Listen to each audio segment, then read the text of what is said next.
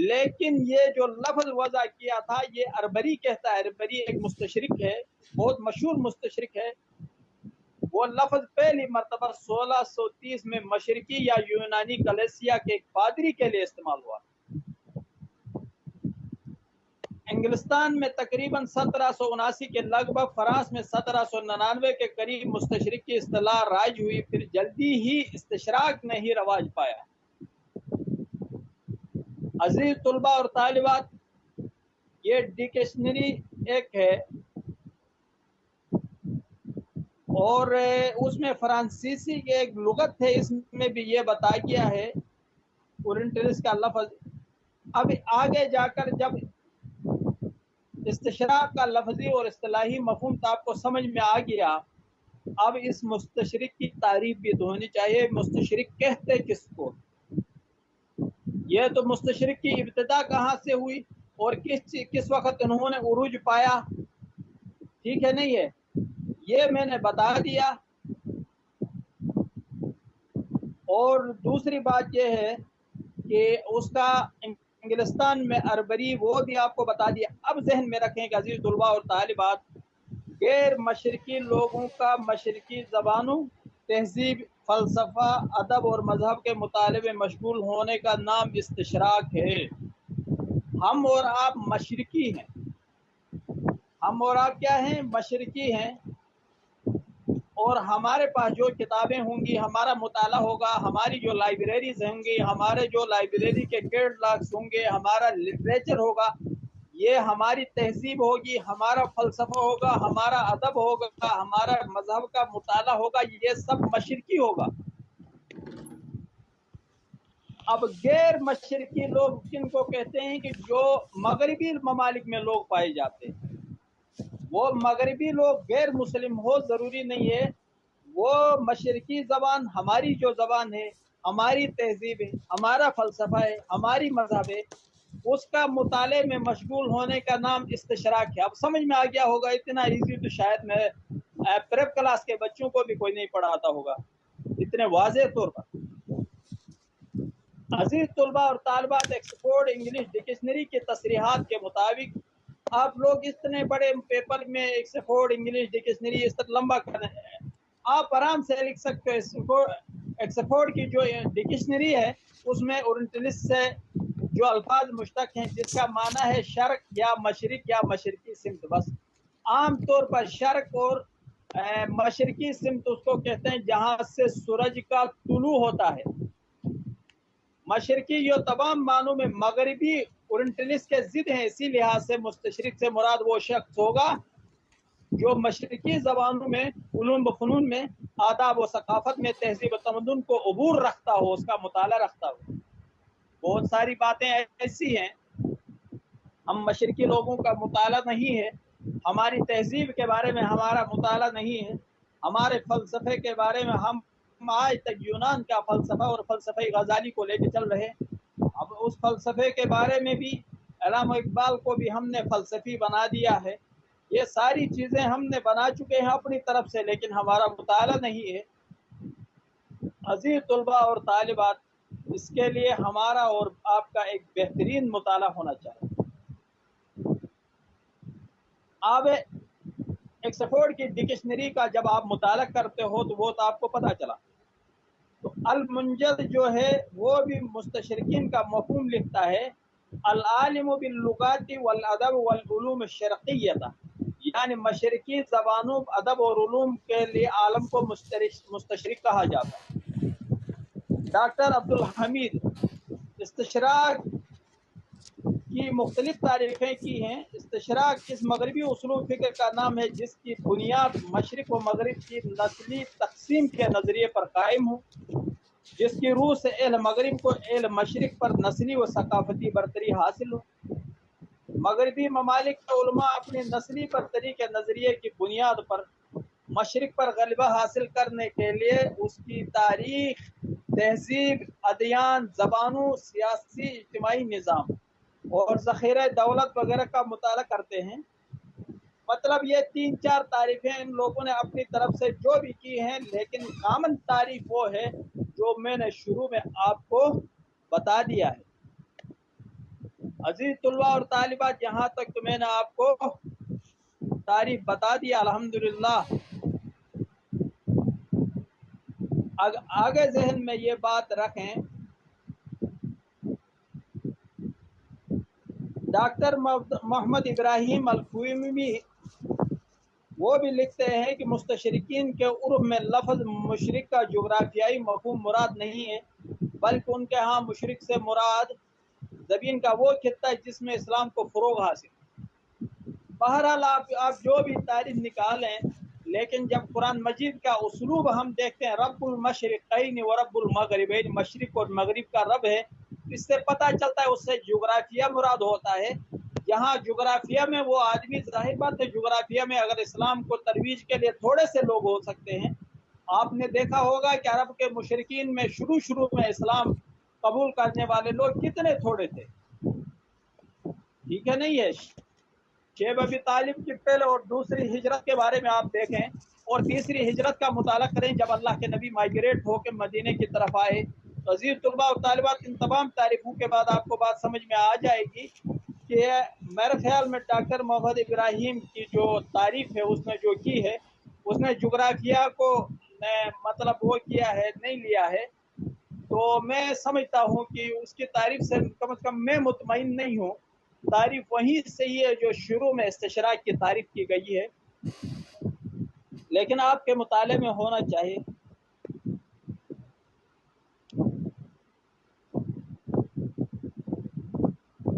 आगे अजीज तुलबा और तालिबात, आपने उसकी पहले लुग़वी और इस्तिलाही मफहूम लिखा, उसकी तारीख लिख ली है, उसके बाद उसकी तारीफ लिख ली है। ये हेडिंग बनाना है पेपर में आप लोगों ने, जिस तरह मैं पढ़ाता हूँ।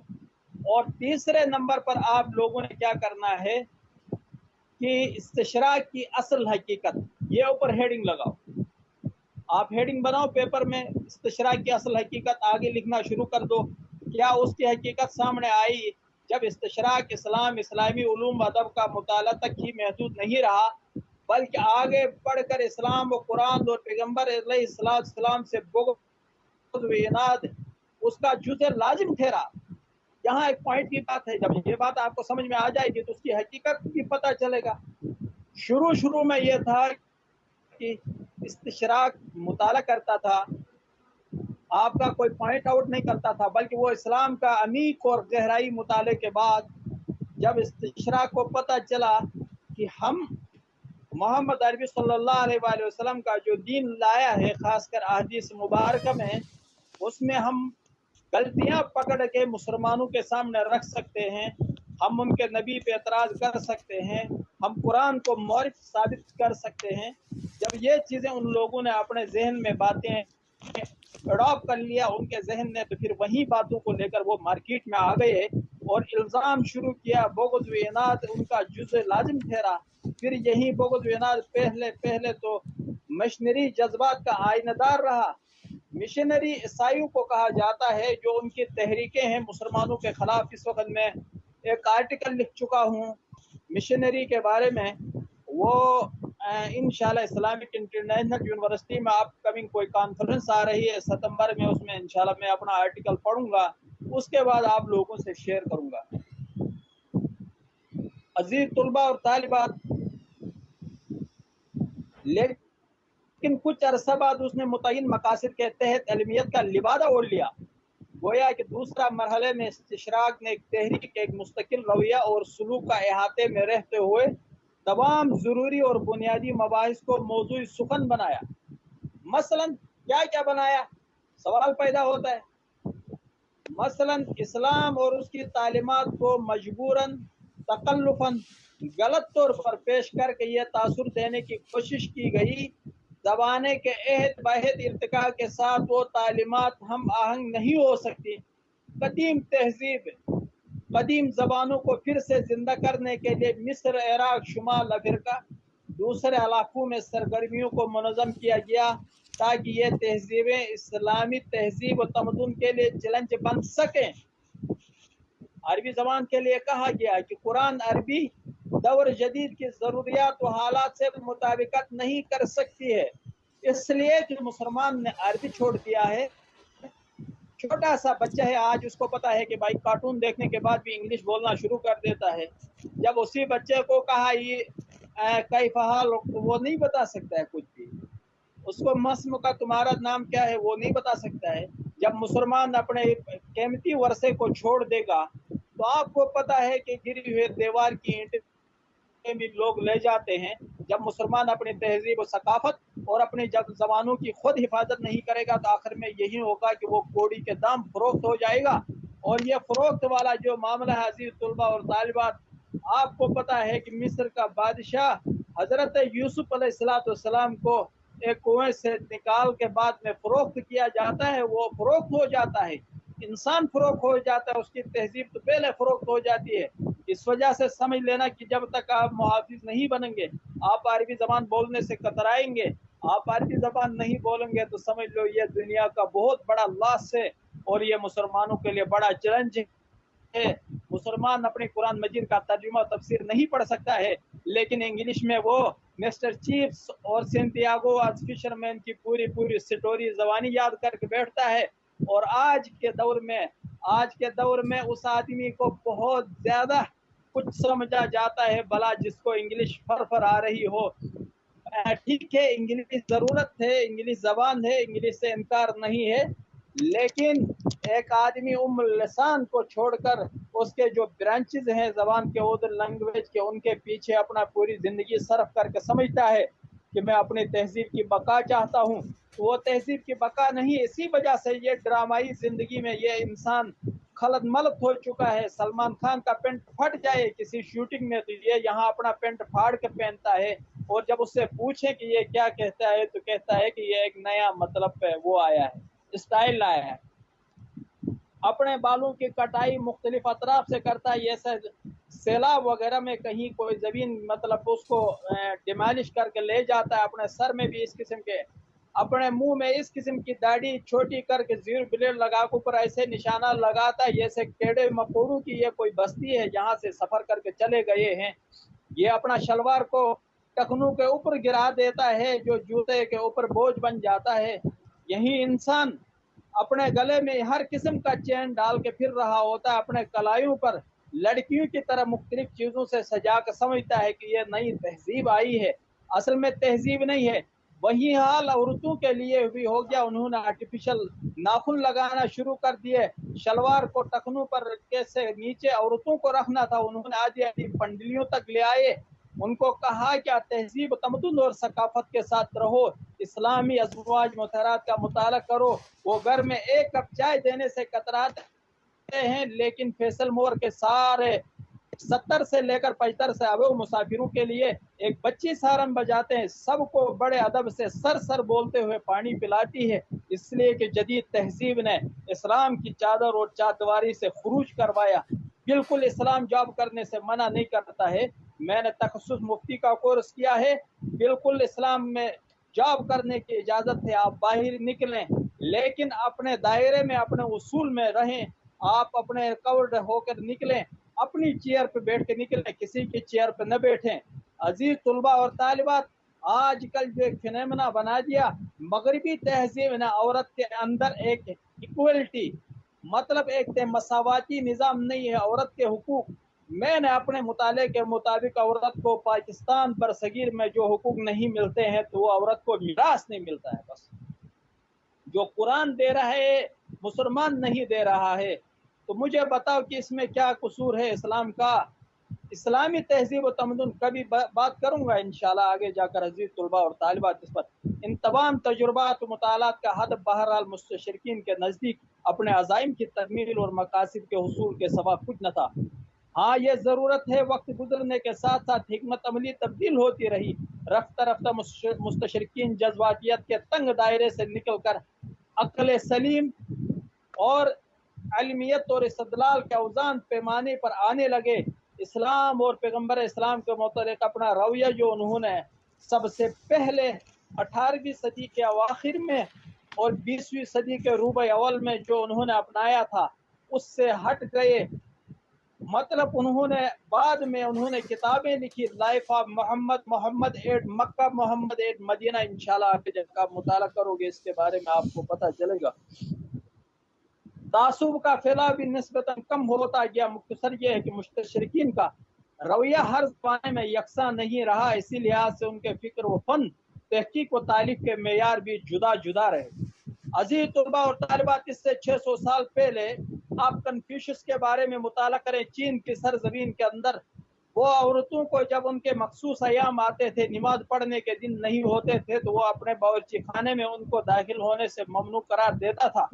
वो उनके हाथ पका हुआ खाना नहीं खाता था, लेकिन जानवरों के हुकूक के लिए उसने बहुत बड़ी तहरीक चलाई। इसी तरीके से बरसगीर के अंदर एक लड़की और एक लड़का, जब उसका पत्नी मर जाता था तो उस लड़की को भी उसके साथ जलाया जाता था उसकी लाश में, कि ये उसकी आखिर में मोहब्बत है। कभी मैंने उनकी तारीख का मुताला करके मैंने नहीं देखा कि किसी की बीवी फोत हो गई और उसके खावंद को उसके साथ जलाया हो। ये अजीब सी मोहब्बत थी, एक तरफ से उरूज पे थी और एक तरफ से जीर पे थी। वो औरत के ऊपर इतना जुल्म होता था कि वो घर की डायन होकर रह जाती थी।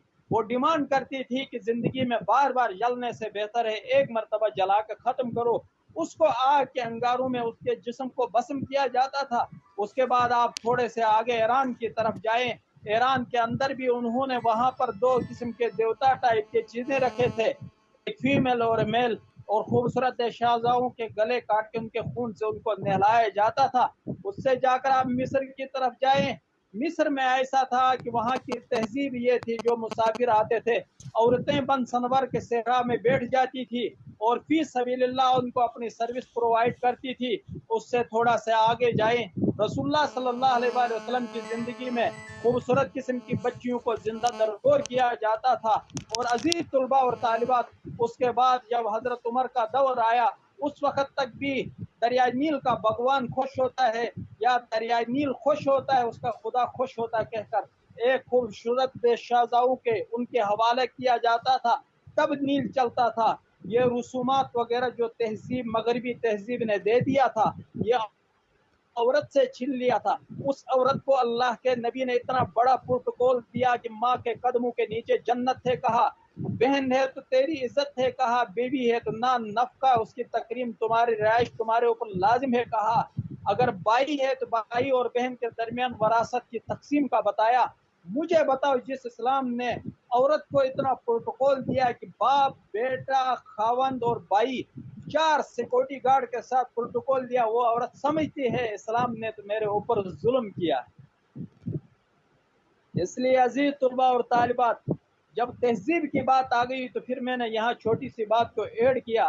अब समझ लेना अजीज तुलबा और तालिबात, अब इस्तिशराक की इब्तदा कहाँ से हुई। आपको पहले से जो पढ़ाया था वो मुस्तहज़र फिर ज़हन होना चाहिए। मैं कभी कभी दरमियान में नाम लेकर पूछ सकता हूँ। इस्तिशराक का मफहूम, इस्तिशराक का लफ्जी व इस्तिलाही माना, इस्तिशराक की तारीफ, उसके बाद इस्तिशराक की हकीकत और मुस्तशरिकीन का रवैया, उसके बाद मुस्तशरिकीन के जो तजुर्बात व अहदाफ थे। अब आकर इस्तिशराक की इब्तदा अजीज तलबा और तालिबात, यहूद और ईसाइयों का वास्ता मुसलमानों से बिल्कुल इब्तदाई दौर में हो गया था। रसूलुल्लाह सल्लल्लाहु अलैहि वसल्लम की हयात तैयबा के मक्की दौर में यहूद और ईसाई दीन इस्लाम पर एतराज़ात की इब्तिदा कर चुके थे। जाहिर बात है कि ये तो रसूलुल्लाह सल्लल्लाहु अलैहि वसल्लम को कहते थे, ये अब्दुल्ला का बेटा ये तो पुरानी कहानियां सुन के हमें अरबी में ट्रांसलेट करके बताता है, काल असातिरुल अव्वलीन कहता था। अजीज तुलबा और तालिबात, उसके बाद आप ये जहन में रखें कि फिर जब मुखालिफत करना शुरू कर दिया तो कुरैश के बुत परस्तों के हम नवा थे। मदीना मनवरा के 10 साल दौर में ये मुखालिफत और ज़्यादा शिद्दत इख्तियार कर गई, खुसूसन यहूदियों के मुखालिफत और तरह तरह की रविश दवानियों का सिलसिला बराबर जारी रहा। कुरान हकीम के वही इलाही होने, रसूलुल्लाह के नबी सादिक होने के खिलाफ तरह तरह के एतराज़ात उनकी तरफ होते रहे। कुरान मजीद की मक्की व मदनी आयतों में भी उन्होंने एतराज़ात किए, उनके जवाबात का जिक्र भी मौजूद है। आन हजरत सल्लल्लाहु अलैहि वसल्लम के वफात के बाद खिलाफत सिद्दीकी व फारूकी में उन लोगों ने मुसलमानों के हर जगह वास्ता पड़ा। इराक और शाम के फतुहात तो आपस में एक दूसरे से मिलने की राहें पूरी तरह खुल गई। ईसाई उलमा ने मजहब ने उस जमाने से बतौर मुहिम इस्लाम उसकी तालीमात से वाकिफियत पैदा करना, कुरान मजीद और सीरत रसूल का मुताला किया और उस पर एतराज़ात शुरू किया। वलीद बिन अब्दुल मलिक 92 और 82 के दौर काशगर बुखारा सिंध फतह हो गया। उस जमाने में उनदुलुस में ममालिक के इस्लामिया में शामिल हुआ। اب اہل یورپ سے مسلمانوں کا براہ راست تعلق قائم ہوا، اگر اس سے پہلے بھی یورپ کے زائرین بڑی تعداد میں بیت المقدس میں کنیسیہ اور ولادت کا گاہ مسیح کی زیارت کے لیے جاتے تھے۔ یورپین طلباء بیت المقدس کا دمشق میں رہ کر علم حاصل کرتے تھے، مگر ان کا تعلق کتنا گہرا، ایسا دوامی نہ ہوا تھا جیسا اندلس کے فتح کے بعد ہوا ہے۔ عزیز طلباء اور طالبات، یہ حالت بڑھتے رہے۔ مذہب کے عظیم بانیوں میں شاید محمد صلی اللہ علیہ وسلم ایک ایسی شخصیت ہیں جن کی شخصیت تاریخی حیثیت سے بالکل واضح ہے۔ تاریخی حیثیت سے بھی رسول اللہ صلی اللہ علیہ وسلم کی شخصیت بالکل واضح ہے۔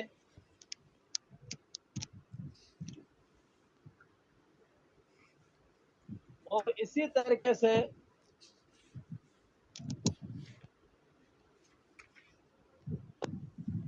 بہرحال یہ ابتدا ہوتے ہوتے علم کی روشنی تو رسول اللہ صلی اللہ علیہ وسلم کے ساتھ پھیلتی رہی تھی، لیکن مستشرقین نے آہستہ آہستہ جو قدیم مستشرقین پیشوا دین کے بیانات ان کی تحریروں سے کس قدر بدلا ہوا نظر آتا تھا، اگر جب بھی مقاصد میں کوئی بنیادی تبدیلی دکھائی نہیں دیتی ہے، لیکن بعد میں انہوں نے اسلام کے خلاف جو لکھنا تھا وہ ایک حد تک ختم ہوا۔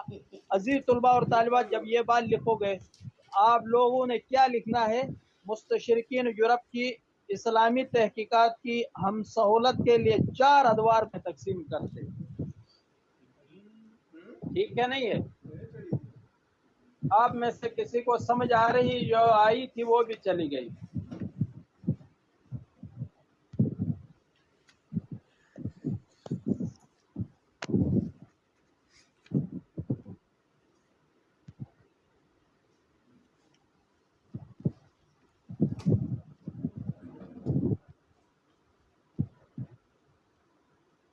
آپ سارے اولڈ اسٹوڈنٹ ہیں، آپ کا کون سا سیمسٹر ہے؟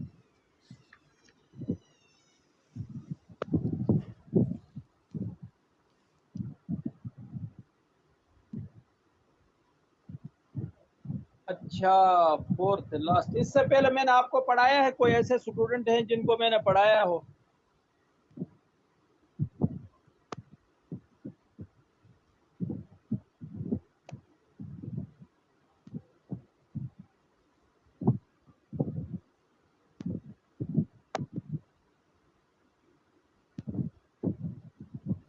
اچھا ظالموں، تم لوگ وہی ہو جو صبح پڑھایا؟ صبح کیا نام دیتے ہیں، 4620 جو کوڈ تھا۔ سوری، وہ بھی اتنا مزے کا نہیں پڑھایا ہوگا، اس کی وجہ یہ تھی کہ میں یونیورسٹی میں تھا اور وہ کمیٹی روم میں کوئی خاص اتنے مزے کی مطلب پہ وہاں نیٹ پیٹ کا کوئی مسئلہ تھا آج، تو پھر یونیورسٹی سے ابھی تو گھر آ کر پڑھا رہا ہوں۔ ابھی تو مجھے خود بھی سمجھ میں آ رہا ہے کہ میں صحیح پڑھا رہا ہوں، صبح کا اتنا شاید ٹھیک ہے، کوئی بات نہیں، کل سے وہ بھی انشاءاللہ ٹھیک ہو جائے گا۔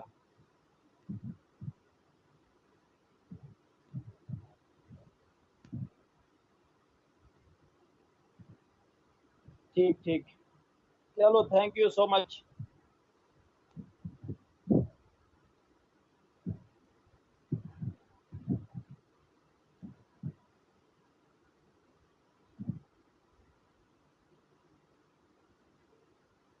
اچھا، تو میں یہ بتا رہا تھا کہ جب یہ مستشرقین کے بارے میں آپ نے 18ویں صدی کے اواخر میں اور 20ویں صدی کے ربع اول میں جب یہ بات آپ کے ذہن میں آ گئی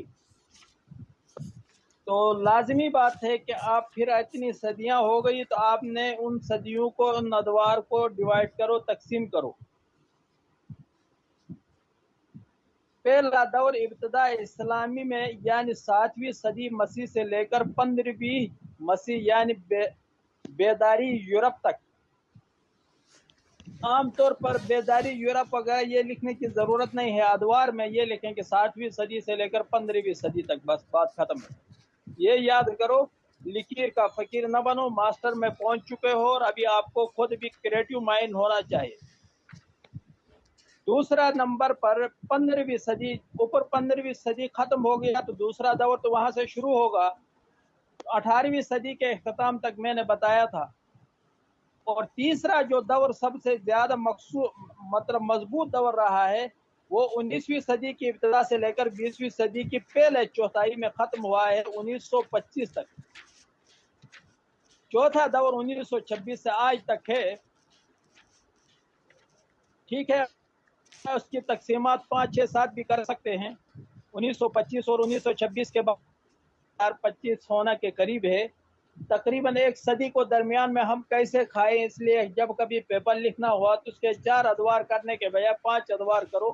لیکن ان کے تحریکوں کے اندر جو ایک تسلسل تھا، وہ تسلسل، وہ باتیں، وہ کردار اور وہ تقسیمات تقریباً چلتی وہیں آ رہی ہیں. اس وجہ سے شاید ان کو 4 ادوار پر ہی کیا نام دیتے ہیں، 4 ادوار تک ہی رکھا ہوا ہے.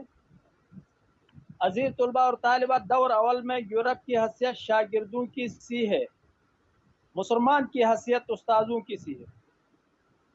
یہ دور تقریباً 800 سال کے طویل زمانے پر مشتمل ہے. اس دور میں مسلمان اندلس جنوبی اطالیہ میں حاکمانہ حیثیت رکھتے تھے. ظاہر بات ہے کہ جو بنو امیہ اور بنو عباس کی جو خلافتیں ہیں وہ اس وقت تو مطلب کسی کا سر اٹھانے کی جرت نہیں ہوتی تھی، وہ ایک جنگوں کا سما تھا.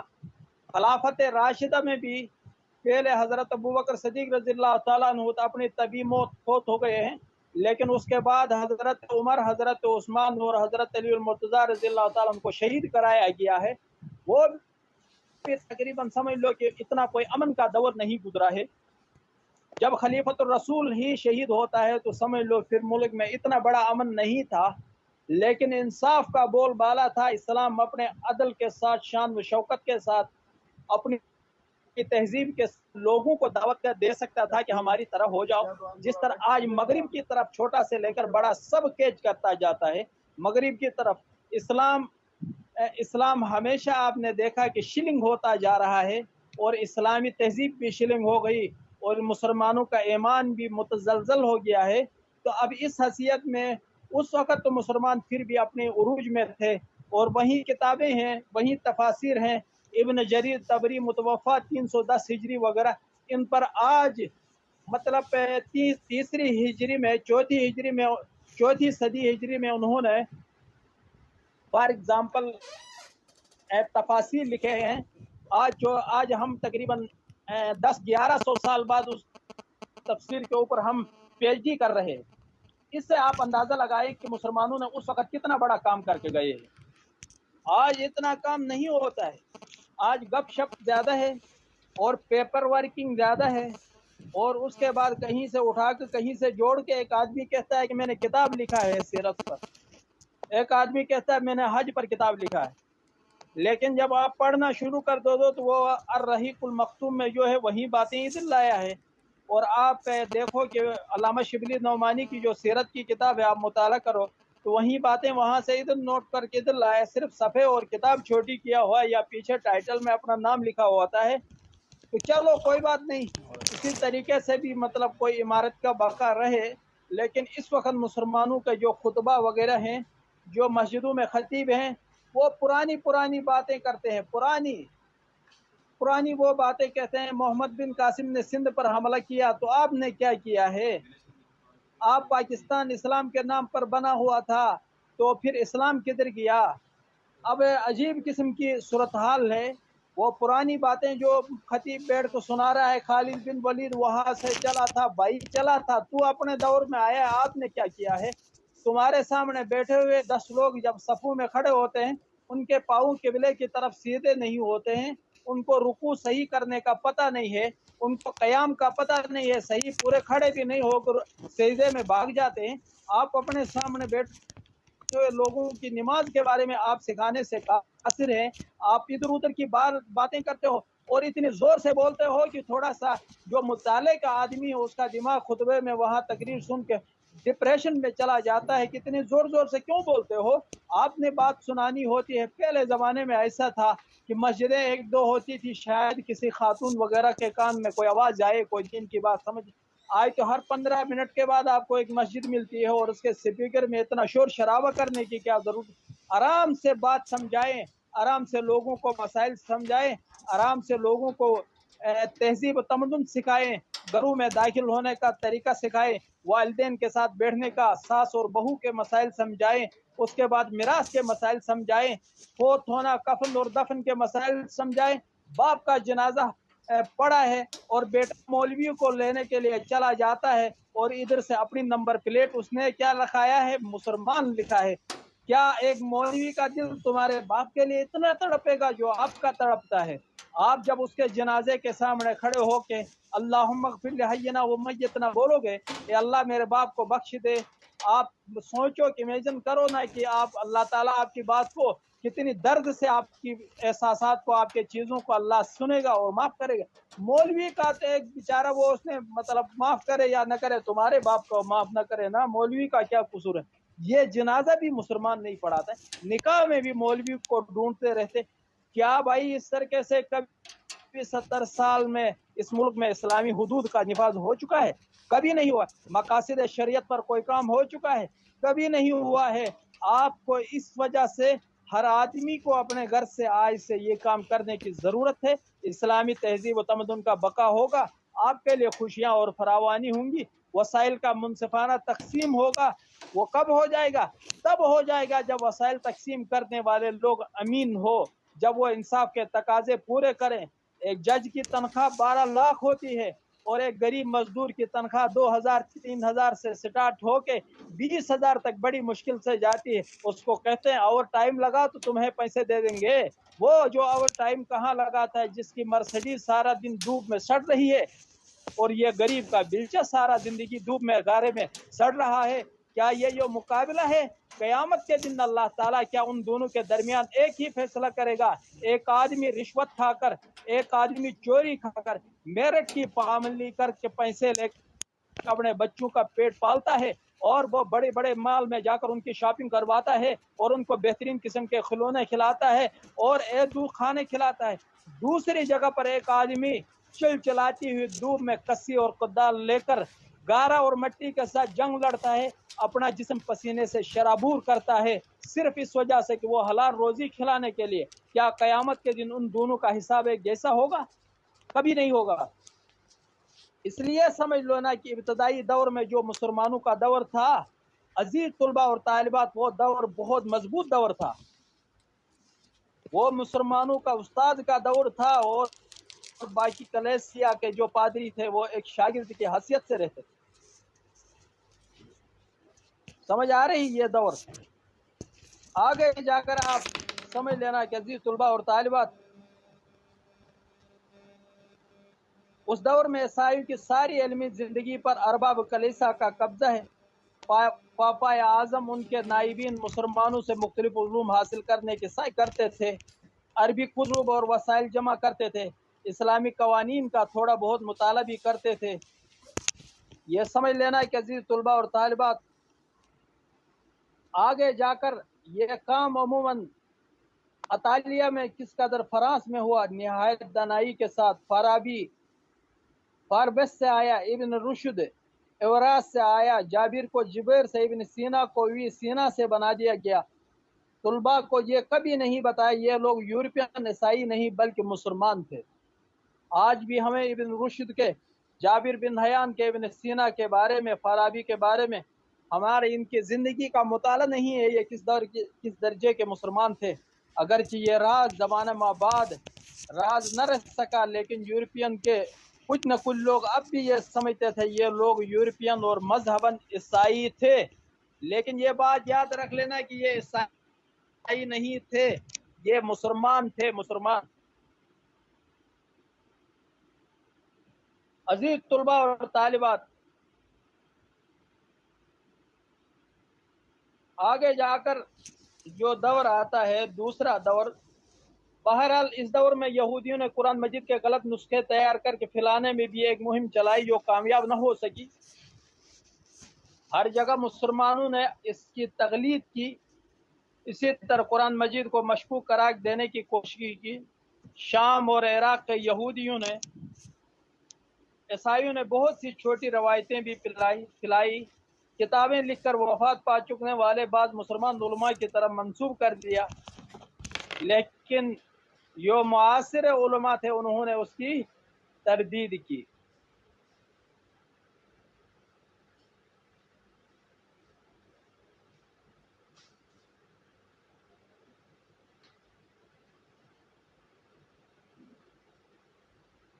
آگے دوسرا دور یورپ کی بیداری یعنی 15ویں صدی مسیح سے 18ویں صدی کے ختم ہونے تک 400 سال پر مشتمل ہے۔ دولت عثمانیہ ترکی کا کمال ترک اقبال مندی کا زمانہ 1453 میں قسطنطنیہ پر مسلمانوں کا قبضہ ہوا۔ بہت سے ممالک یورپ عثمانیوں نے زیر نگی آ گئے۔ دوسری طرف یورپ میں عام بیداری پیدا ہوئی، کلیسیا کے خلاف بغاوتوں کا سلسلہ شروع ہوا،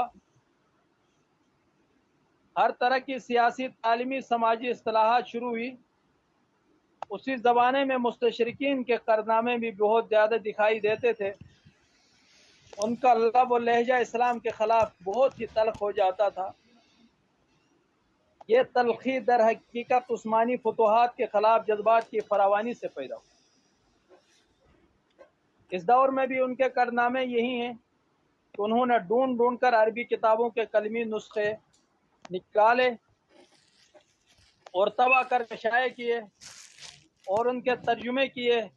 ان کے لیے بادشاہوں نے خزانوں کے دروازے کھول دیے، عالموں نے اپنی عمریں وقف کر دی۔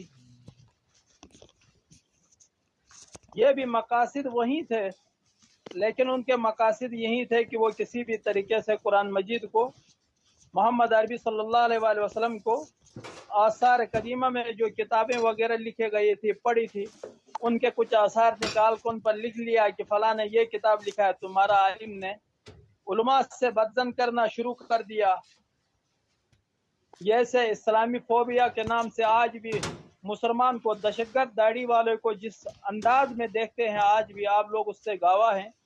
کچھ ایسے مشترکین بھی پیدا ہوئے جنہوں نے اپنی بیشتر مستشرقین کی تردید کی، لیکن ان سے اکثر نے کچھ نئے شبہات بھی پیدا کر دی۔ عزیز طلباء اور طالبات، تیسرا دور جو 19ویں صدی کا تھا، وہ 1925 تک اس دور میں عربی کتابوں کی تصحیح میں عربی زبان اسلام کے مطالعے کے خاص شعبے قائم ہوئے۔ عربی اور ترکوں کے درمیان منافرت پیدا کرنے کی مہم بہت تیزی کر دی گئی۔ اسلامی کتابوں کے ترجمے بکثرت شائع ہوئے۔ اس زمانے میں اسلامی تحقیقات کے نام سے اندرونی اختلافات اور جدید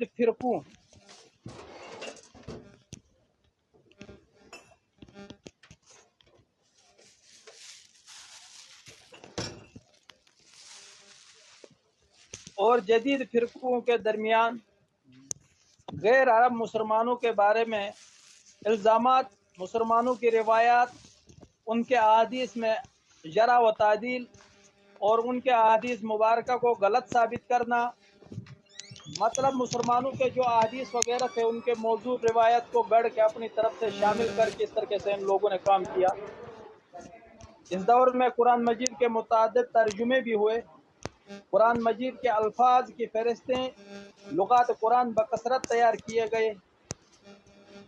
مسٹر جی فلوگل نے 1870 سے 1802، مسٹر ہملٹن متوفا 1892 مترجم ہدایہ اس دور کے علماء میں شامل ہو گیا۔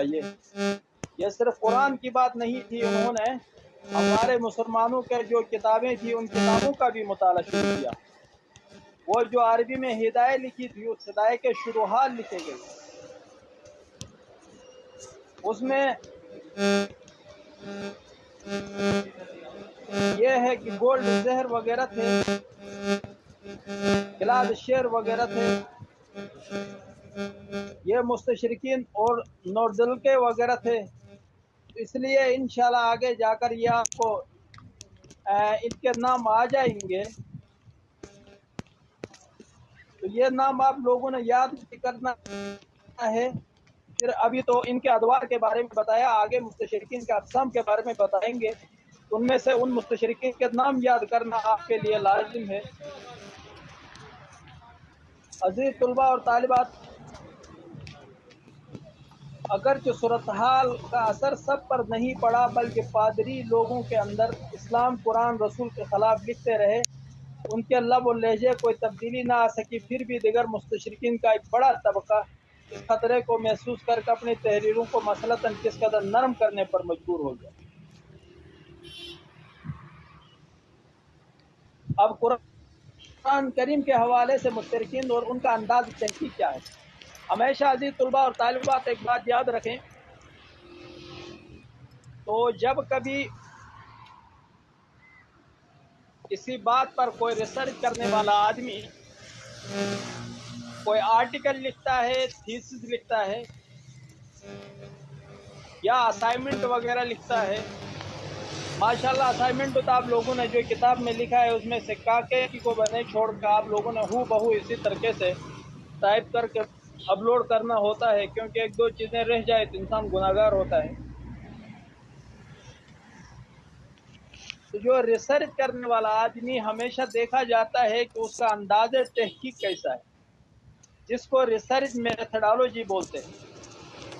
उसका उसलूब तहकीकी है, उसका उसलूब तनकीदी है, उसका उसलूब इतलाक़ी है, और या उसका उसलूब तज्ज़ियाती है, एनालिटिकल जिसको कहते हैं, एनालिटिकल स्टडी, ठीक है, या उसका उसलूब ये है वो तकाबुली है, जिसको कंपैरेटिव स्टडी बोलते हैं।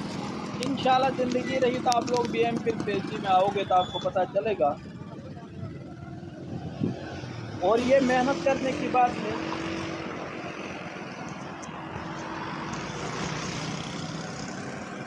दूसरे इस्लामी मज़ाहिब के बरखिलाफ इस्लाम का सबसे बड़ा और बुनियादी अक़ीदा अल्लाह एक है। तमाम अंबिया अलैहिस्सलाम का अक़ीदा और पैगाम था। अब जाहिर बात है जो ईसाई मिशनरीज हैं उनके अक़ीदे तो आपको पता है, यहूद के अक़ीदे के बारे में आपको पता है। वो कहते थे हम अल्लाह के औलाद हैं, कोई कहता है हम अल्लाह के औलाद हैं, कोई रिश्ता अल्लाह को अपना रिश्ता निकालता था, कोई इस तरह कहता था, कोई हज़रत ईसा अलैहिस्सलाम को अल्लाह का बेटा बोलता था, कोई फरिश्तों को यानी वो फरिश्तों को रसूलुल्लाह सल्लल्लाहु अलैहि वसल्लम अल्लाह की बेटियां, मतलब इस तरीके से इनके। लेकिन मुसलमानों का जो इस्लाम का बुनियादी अक़ीदा है वो है गॉड इज़ वन, यानी अल्लाह एक। और तमाम मुरसलीन यही अक़ीदा पैगाम था कुरान करीम का, किसी एक फ़िरक़ा या कौम या गुरोह के लिए नहीं था, बल्कि पूरी इंसानियत के लिए एक मैसेज था खुदावंदी की तरफ से।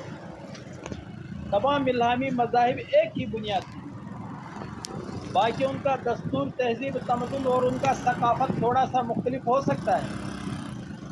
उनके इस्लाम के बारे में, नमाज़ों के बारे में, रोज़ों के बारे में, उनके अहकाम वगैरह के अंदर अफराद तो तफरीक हो सकता है, लेकिन जो एक कॉमन मैसेज है वो है अल्लाह एक है और तमाम अंबिया और रसूल ये सारे मुरसलीन हैं और समावी कुतुब पर हक हैं, और डे ऑफ द जजमेंट पर आपने ईमान ले आना है और आखिरत के दिन पर ईमान ले आना है।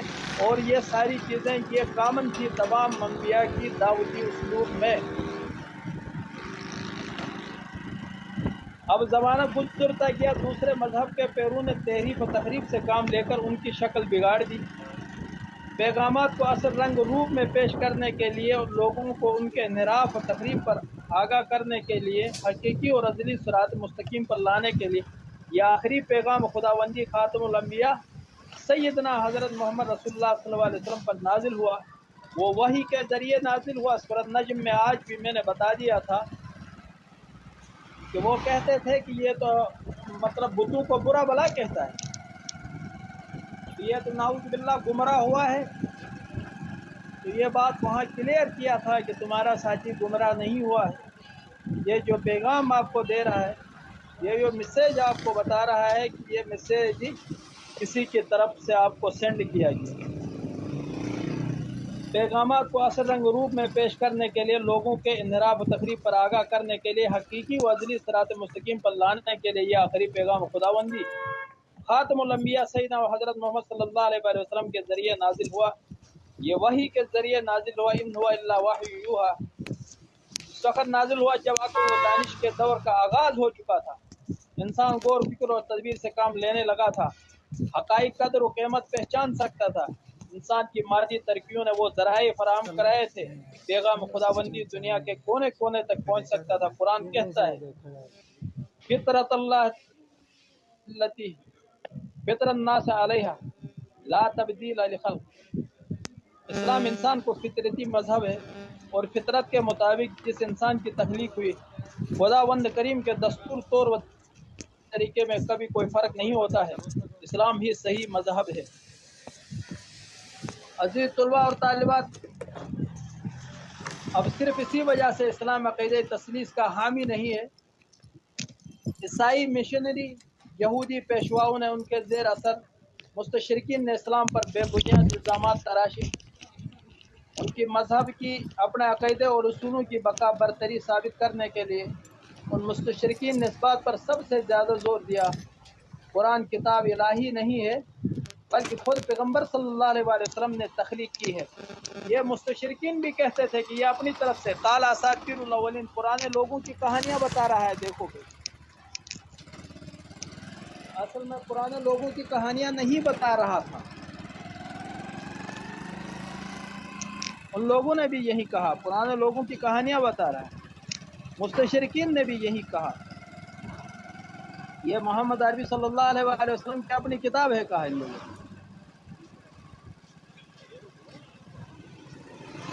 جو اس میں انبیاء علیہ السلام کے واقعات و قصص ہیں وہ عیسائیوں اور یہودیوں کی کتاب سے لے کر گئے ہیں، اور یہ قرآن کی آیتوں میں تکرار ہے، کہیں ناقابل فہم ہے۔ قرآن کی موجودہ صورتوں اور آیتوں کی ترتیب میں کوئی منطق نہیں ہے۔ ان تمام اعتراضات اور مفروضات کا ماخذ عیسائیوں کی مشنری کاوش ہے، جس کا نصب العین اسلام کے چہرے کو داغدار دکھانا تھا، تبلیغ و اشاعت پر باتیں کرنا تھا، رکاوٹ کرنا تھا۔ وہ لوگ جو ہم اور آپ میں سے یؤمنون بالغیب، غیب پر ایمان لے آئے تھے، پیغمبر کے اوپر قرآن اترتے ہوئے نہیں دیکھا، پیغمبر سے بالمشافہ ہماری ملاقات نہیں ہوئی اور ان کے ساتھیوں سے ملاقات نہیں ہوئی، 1400-1500 سال بعد جب ہم ان کو یاد کر رہے ہیں، ان کے لیے مر مٹنے کے لیے تیار ہیں، تو اس قسم کا ایک تعلق کو ختم کرنے کے لیے عیسائی مشنریز نے مختلف قسم کے گونڈے طریقے سے یا بدزبانی کے ساتھ اٹھائے گئے، لیکن جیسے وقت گزر گیا اسلام کی صداقت، جال حق و زحق الباطل ان الباطل کان زہوقا، وہ تمام چیزیں آہستہ آہستہ ختم ہو چکی۔ عزیز طلباء، جیرس سیل جنہوں نے انگریزی زبان میں سب سے پہلی بار قرآن کا ترجمہ 1734 میں کیا، اس ترجمہ دباچہ میں لکھا، اس سے قبل جو لاطینی زبان میں ترجمے تھے ان کا اصل سے انحراف تھا۔ بلینڈر اس طریقے سے آگے جا کر انہوں نے اور بھی ترجمے لکھے، فرانسیسی زبان میں لکھے، انگریزی زبان میں لکھے، تو الیگزینڈر روز کے نام سے فرانسیسی ترجمہ کیا ہے اس نے۔ تو یہ سارے ترجمے کر کر کے ان لوگوں نے قرآن مجید میں مختلف، جیرس سیل نے خود حضور صلی اللہ علیہ وسلم کی توصیف ان الفاظ میں کی ہے: آپ کی ہوش مندی، عاقلانہ کریمانہ برتاؤ اور رویہ جس کے تحت اپنے مشن میں مصروف رہے، اسی جاہلانہ اعتراض کی تردید کرتے ہیں۔ آپ ایک سخت وہ مذہبی پیشوا تھے۔ سورۃ فاتحہ کے متعلق وہ کہتا ہے کہ اگر یہ مان لیا جائے کہ آپ کے جذبات و خیالات کی صحیح ترجمانی کرتی ہے تو دیدہ دانستہ جعلسازی سے کام نہیں کرتے تھے۔ رسول اللہ صلی اللہ علیہ وسلم سورۃ فاتحہ نماز کے ہر رکعت میں بڑے خشوع و خضوع سے پڑھتے تھے، لیکن جیرس سیل نے اس میں شک ظاہر کرنے سے گریز نہیں کیا۔ عزیز طلباء اور طالبات، اسی طریقے سے یہ تو آپ کے مطالعے میں انشاءاللہ رہے گا۔ آگے کچھ ایسی چیزیں تھیں، قرآن کا انداز بیان کسی مذہب شہری کے بزم نگاری و نزاکت کے مانند ہے، نہ کسی خانہ بدوشی کو کلامی مسئلہ، بلکہ اولد ذکر شعری، کلامی، سائنس ذکر، دور کلام کا حسین مجموعہ ہے۔ کوئی آدمی قرآن کے بارے میں یہ نہیں کہہ سکتا کہ یہ فلاں کا ہے، فلاں کا ہے، فلاں کا ہے۔ عزیز طلباء اور طالبات، اب یاد رکھ لینا کہ یہ تمام باتیں ہونے کے بعد مستشرقین کے تعصب کے چند نمونے، کچھ مستشرقین نے غیر جانبدار اور ذیلاق دل کی تحقیق لکھوادے اسلام کے متعلق جو تحقیق کی، اس سے سیمون ایک فرانسیسی مشترک ہے، اپنی کتاب میں لکھتا ہے: دین محمدی نعوذ باللہ جذام کا مرض ہے جو لوگوں میں پھیل رہا ہے۔ اس مرض نے لوگوں کو تباہ کر کے رکھ دیا۔ ایک عام فتنہ اور ایسا جنون ہے جو سب کچھ فراموش کر دیتا ہے۔ جو انسان کو سستی اور کاہلی پر ابھارتا ہے۔ اس پاگل کو یہ پتہ نہیں ہے کہ کیسے سستی اور کاہلی پر اس میں ٹالرنس ضرور سکھاتا ہے اسلام، لیکن خالد بن ولید کو یہ بھول گیا ہے، اس کی تحریک کو نہیں سمجھتا ہے۔ یہ حضرت عمر رضی اللہ تعالیٰ عنہ کے درے کو بھول گیا ہے، یہ سستی اور کاہلی سکھاتا ہے۔ یہ رسول اللہ صلی اللہ علیہ وسلم نے رستم پہلوان کو اٹھا کر زمین سے پٹک دیا تھا، یہ سستی اور کاہلی دکھاتا ہے۔ یہ ایک لوگ آج بھی خالد بن ولید کی تلوار 120 kg ہے، ایک ہاتھ سے 2 تلواریں چلا رہا تھا۔ آپ اندازہ کریں کہ وہ کیسے سستی اور کاہلی، اس نے سراقہ کے گھوڑے کو دوڑنے کو بھول گیا ہے۔ والعادیات ضبحا فالموریات قدحا، اس نے بدر میں 313 اتنے بڑے کفار کو شکست فاش دیتا ہے، یہ بھول گیا ہے۔ یہ حنین کے مارکے میں یہ بھول گیا ہے کہ اسلام سستی اور کاہلی دکھاتا ہے۔ یہ خیبر کے دروازے کو شیر خدا علی المرتضیٰ اکیلے اٹھا کے پھینک دیتا ہے، یہ اسلام سستی اور کاہلی دکھاتا ہے۔ یا اسلام جفاکشی، محبت، بہادری اور رواداری سکھاتا ہے۔ ان کا کوئی مطالعہ نہیں اس حال میں انہوں سے نکال سکتے۔ یہ مستشرق بھی اپنی خبر سے باطن کے مزید اظہار کرتا ہے۔ نعوذ باللہ، محمد صلی اللہ علیہ وسلم کی قبر کی مثال بجلی کے کھمبے جیسی ہے، جو مسلمانوں کے سروں میں جنون پیدا کرتا ہے اور انہیں ایسا کام کرنے پر مائل کرتا ہے جو مرگی کے مریض اور مخبوط الحواس لوگ کرتے ہیں۔ نعوذ باللہ، اس کے اثر سے مسلمان مخصوصاً لفظ اللہ کا تکرار کرتے رہتے ہیں۔ وہ ایسی چیزوں کا عادی بن جاتے ہیں جو سادہ طبیعتوں کا خاصہ ہے، مثلا خنزیر کا گوشت کھانا، شراب نوشی، موسیقی، نفرت اور جو چیزیں صفاقی بدکاری کے خیالات سے جنم لیتی ہیں ان سے محبت۔ ایسی باتیں اس نے لکھا ہے، کیمیون نے لکھا ہے، ٹھیک ہے، یہ بات یاد رکھنا۔ آگے جا کر جین برڈ نے بھی لکھا ہے، اس مشرق کا زمانہ اگرچہ 17ویں صدی عیسوی میں عام تھا، یہ ایک مشہور کیتھولک مناظر تھا۔ اس نے عربی زبان کی وحشانہ زبان قرار دیا ہے، قرآن مجید زبان کے پہلو سے حد تک تنقید بنایا ہے۔ اسی طریقے سے ویلٹرا نے کیا ہے، ویلیم مور نے کیا ہے، جاری سیل نے کیا ہے۔ عزیز طلباء اور طالبات، یہ سب تو آپ کے مطالعے میں ہوگا۔ اب یہ 1 یونٹ اللہ کا شکر ہے کہ ہم نے کمپلیٹ کر دیا۔ استشراق کا لغوی اور اصطلاحی مفہوم قلم بند کیے، یہ سوال آ سکتا ہے۔ اسی طریقے سے ظہور استشراق پر نوٹ لکھیے اور قلم بند کر دیے، یہ بھی آ سکتا ہے۔ مستشرقین کے جو اقسام ہیں وہ بھی میں نے آپ کو بتا دیا تھا۔ مستشرقین کے دینی مقاصد کیا تھے، ظاہر بات ہے وہ اتنی بڑی تقریر کے بعد آپ کو یاد ہو گئے، مستحضر فی الذہن ہوں گے۔ مستشرقین کے علمی اہداف، جو مقاصد ہیں وہی علمی اہداف ہیں۔ جو مستشرق پر نوٹ لکھے گا اس کے اندر سمجھ میں آ جائے گا۔ مستشرقین کا اقسام اور اس کے لغوی اور اصطلاحی معنی میں نے آپ کو بتا دیا۔ عزیز طلباء اور طالبات، آپ لوگ اس کا مطالعہ کر سکتے ہو۔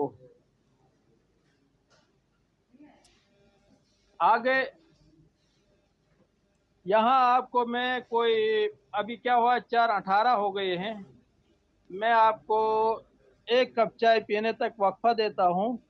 18 ہو گئے ہیں اور 4:30 پہ آپ لوگوں کو دوبارہ کلاس، مطلب اللہ کا نہ ہو جائے، اگر اس وقت تک آپ کوئی تکرار کریں یا 1 کپ چائے پی لیں تو پی لیں، کیونکہ ظاہر بات ہے لگاتار بولنے سے لیکچر 1 دن میں ختم تو نہیں کرنا ہے میں نے، ٹھیک ہے۔ اور واٹس ایپ میں جو سوالات ہیں وہ ان وقفے کے درمیان کر سکتے ہو، اور میں ادھر سے آپ کو ان سوالات کا جواب بول کے بتا سکتا ہوں۔